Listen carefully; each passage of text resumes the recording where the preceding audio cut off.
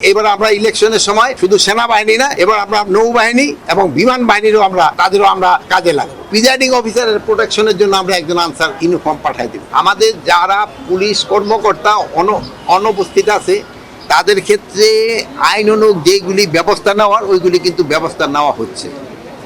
আর আমরা আপনাদের আগে আমরা বলছি যে আমরা কিন্তু নতুন পুলিশ নিয়োগ দিচ্ছি এবং আমাদের যারা নতুন পুলিশ অনেক এর আগে প্রায় 4000-এর উপরে যারা ট্রেনিং করে বের হয়ে গেছে।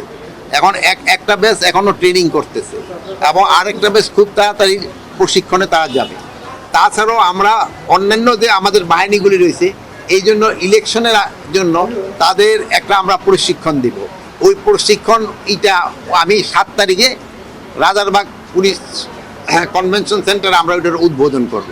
এবং শুধু পুলিশ না, অন্যান্য সব বাহিনীরই প্রশিক্ষণের ব্যবস্থা করা হচ্ছে ইলেকশনের আগে।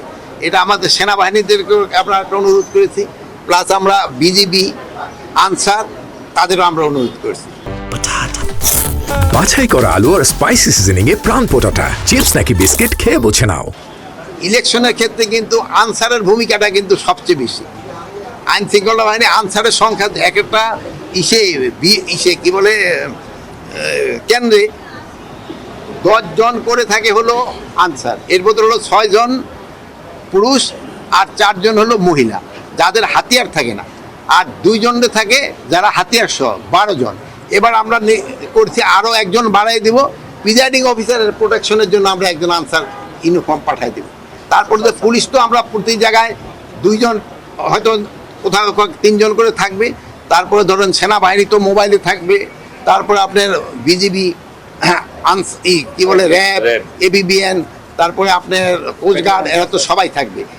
এবার আমরা ইলেকশনের সময় শুধু সেনাবাহিনী না, এবার আমরা নৌবাহিনী এবং বিমান বাহিনীরও তাদেরও আমরা কাজে লাগাবো।